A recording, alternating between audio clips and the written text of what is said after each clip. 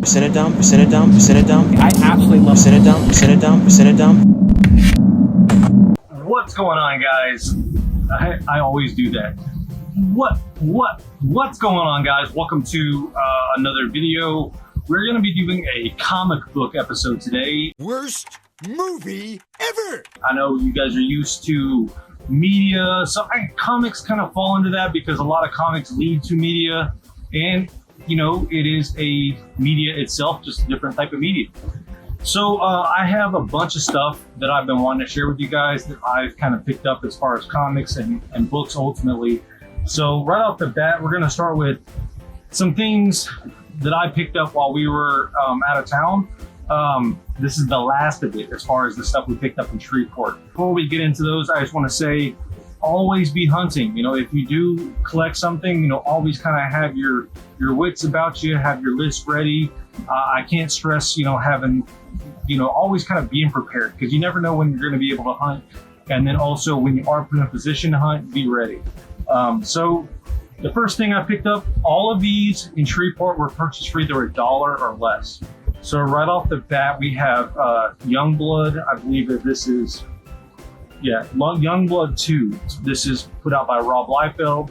So Rob, have you had any formal art training? No. This is an image book, but this is the first appearance of Prophet, which Prophet has been in talks about for years about being put out as far as a television series. I believe it's going to be put out as far in maybe Netflix form, but some sort of TV series. Jake Gyllenhaal is now connected. So say what you will about Rob Liefeld. I, for one, I think his art is really bad, but very nostalgic. I mean, I guess it's really not bad. It's a product of the times. So for me, it's just, it's one of those things that I'll always kind of love. So yeah, pretty cool just to find this just randomly. I looked through a couple dollar bins, you know, here and there, every antique shop. Luckily, my wife likes to antique and look at things with me. So, you know, while she's kind of looking at the rest of the store, I kind of, you know, zone in on the comics, zone in on the tapes, and do what I can. Next up, we have Planet Comics, which this is a, I guess, a resurgence of an old comic book series. This cover is really kind of cool looking. It has like the Tank Girl kind of look to it. There's no law. No mercy. You're gonna really love this one. Bang. And no water. There are 3 million liters of water underneath the blue dunes, and you will retrieve it. The odds of survival are 1,000 to 1. And that's just the way she likes it.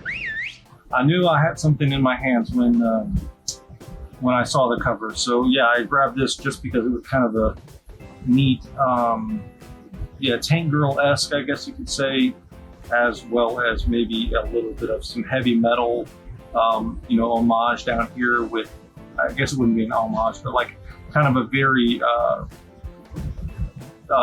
relatable sequence as far as what's going on down here. So that's also pretty cool.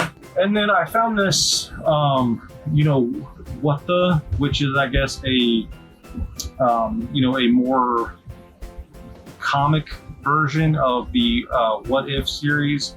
And this one is kind of more difficult to find because of the Wolverina.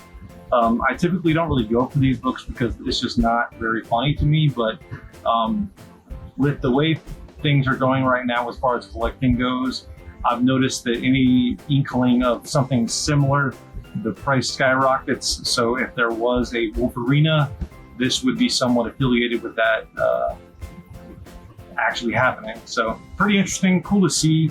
I've, you know, never seen this cover out in the wild, so had to grab it for less than $1. You know, jumping off What the and to What If, you know, now this is a Disney Plus show. Journey to face the unknown and ponder the question.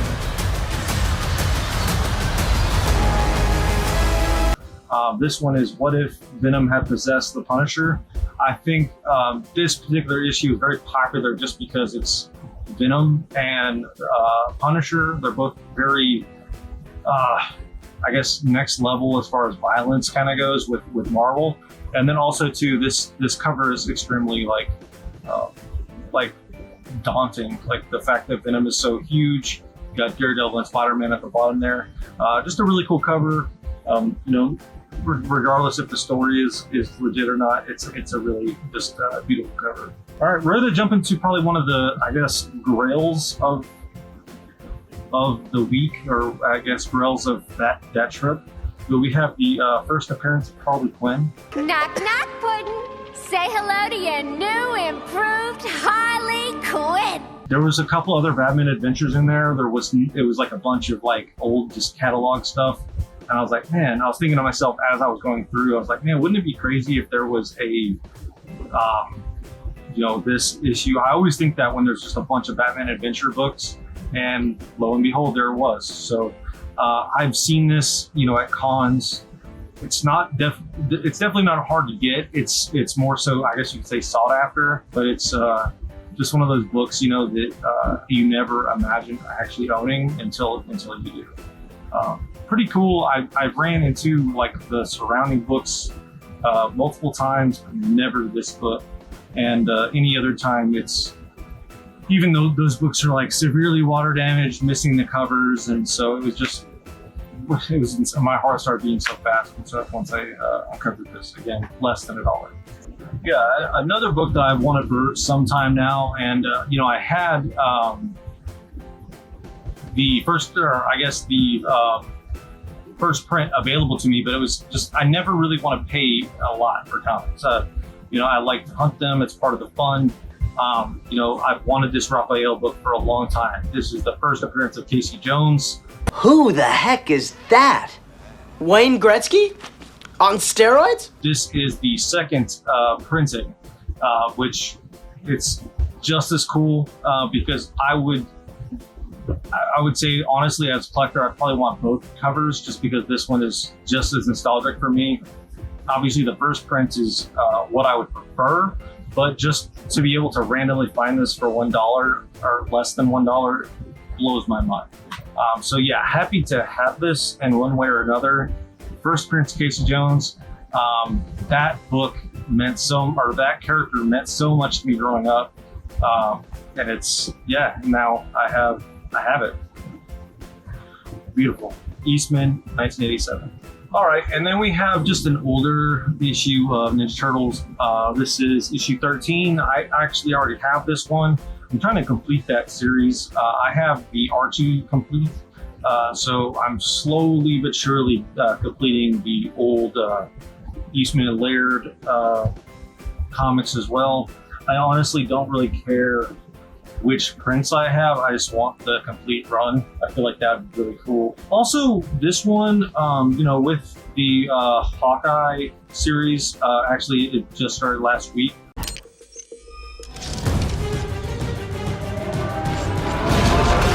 I got him. I've had my eye on this. I feel like a lot of these West Coast Avenger books, or any of these like I guess they're not really knockoff, but like these side quests, if you will, are still kind of undervalued. And this one here, this is like I want to say it's the first appearance of the new team. So it was kind of cool just to find this for $1. Again, you know, with the Hawkeye show, yeah, and this cover is, you know, it's such a cool cover and beautiful. Undervalued, like these older books, man. If you can find them in good shape for, you know, a good price, why wouldn't you? And this one, I've had my eye on this one too for a while. I'm a big fan of like the controversial comics, like the ones where, like, you know, stuff happens and it shouldn't happen, or just I guess newsworthy events. And this one here, I believe Amy Grant sued Marvel for likeness, and if I remember correctly, she won. I could be incorrect, but I was also surprised to find this. I don't really come across a lot of Doctor Strange books, and to find the controversial one, you know, in the wild, was pretty cool. So yeah, the Amy Grant likeness comic, cool to find. All right, let me at least make one thing start to make sense. The name is Dr. Stephen Strange. And this is probably the oldest book in the batch, but we have Captain America 107. It's a little rough here at the top, but this is the first appearance of Dr. Faustus. And, you know, with the way Marvel's going, you know, any of these older first appearances, you really can't go wrong, just because if he shows up even for a second, like a cameo, that value of the book is going to go skyrocket. Especially with these older books, they're just harder to come by, even, you know, with a little damage. I mean, I'm less than $1 invested in this book, so if for some reason it goes up in value, you know, or even if it doesn't, I could still sell it and make my money back. No issue. I like these older books, like I've said before, and a lot of times it's just kind of fun to see how, you know, if you can complete a run or you know, a couple books in a row. I thought this was a really cool cover. Has some really neat art, you know, some villains there, and you know, Captain America, you know, in distress. Next up, we have a pair of Todd McFarlane's. Quick, what's the answer? I'm Todd McFarlane, and I created Spawn. You know, it's the infamous Spider-Man pose, and I see these books all the time. They're always overpriced, and I've already checked this one here to see if it has the discoloration. It does not, but yeah, no brainer. You see these for $1, you know, they'll sell all day. You know, I love these books. Todd McFarlane is, you know, I mostly collect Spawn, Power Rangers, and Ninja Turtles, so you can tell, you know, my tastes. I very much like the Todd McFarlane look, and then I also like the Jim Lee look. So this is Jim Lee's first ever art inside of an X-Men book, I believe. Yeah, first Jim Lee. So yeah, I thought that was really cool. Also $1. So yeah, I had to grab that one as well. And then lastly, we had a couple, I guess these are PC. I'm trying to complete this Darkhold series, you know, with the Agatha Harkness. Who's been messing up everything? It's been Agatha all along. And, you know, all the witchiness of Disney Plus with Scarlet Witch. You know, I like these books, and I think the story is very interesting. This is book 2. I have the surrounding issues, so that completes a small run. And then also too, I mentioned I love Ninja Turtles. This is pre-pubescent Kung Fu Gophers, and I like to kind of grab any of those knockoff Ninja Turtle books. So grab that guy there, and that's all for Shreveport. So we're gonna jump into a couple books that I picked up in Tomball, of all places. I was with my wife, and we were just kind of having a day, you know, just in town. And we went from, you know, shop to shop to shop, and I had been to this place before, and the guy told me like $40, $50, $60, $70 for comics, and this was after he had already told me that whatever the price was in the book, that's how much it cost. So this time I walked in and asked right away how much they were, because I knew what was there. And I grabbed Star Slayer 1, 2, and 3. So what this is the first appearance of Star Slayer and the origin of Star Slayer. And then we also have the first appearance of Rocketeer and the second appearance of Rocketeer. It's a rocket. A rocket? I wouldn't touch that if I were you. You paid to see Man, wouldn't you? How do I know? The hood ornament. Stand clear. What was that?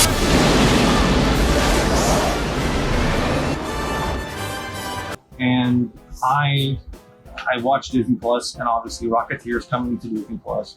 So when that was announced, the price of these books went up, and I got them for I think $2 each. So I figure if I might hold on to these, but if I do sell them, I'll probably sell them for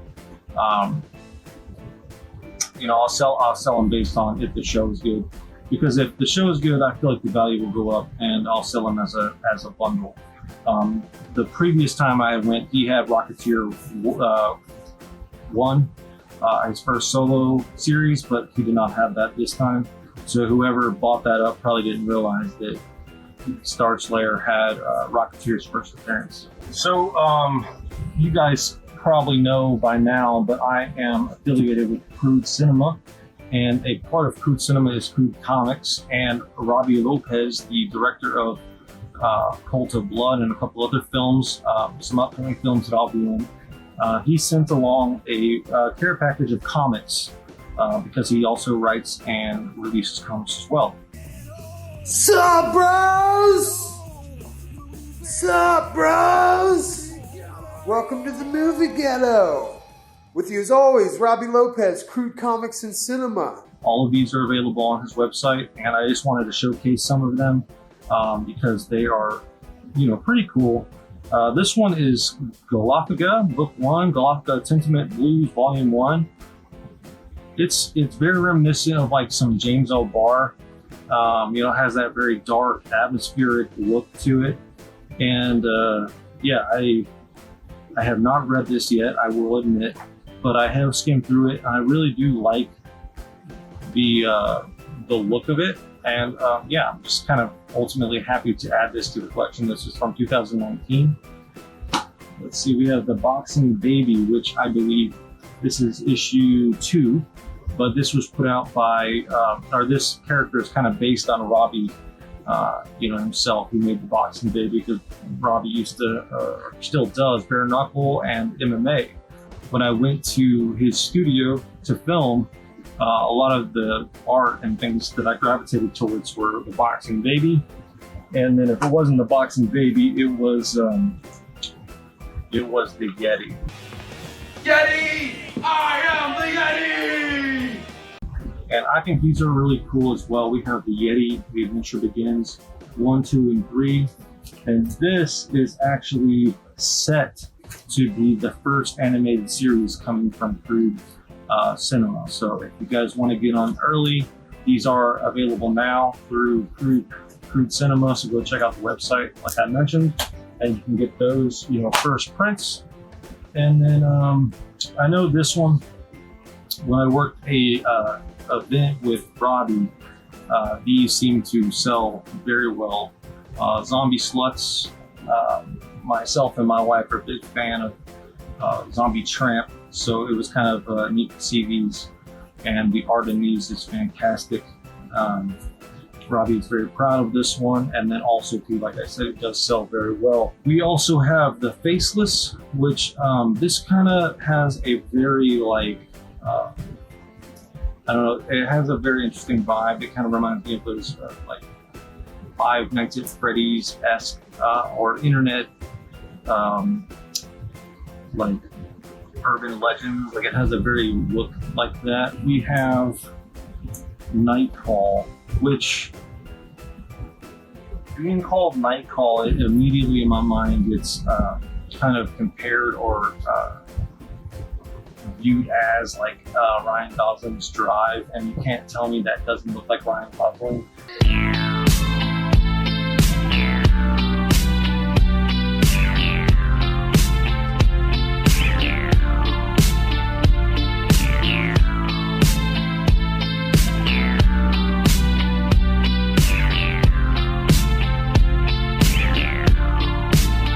I'm giving you a night call to tell you how I feel. And that's the song, the famous song or popular song from the Drive series. I just can't help but connect Ryan Gosling to it. And then finally, these are not necessarily comics, but these are magazines. So one of my new favorite brands is Mischief. They do these online drops.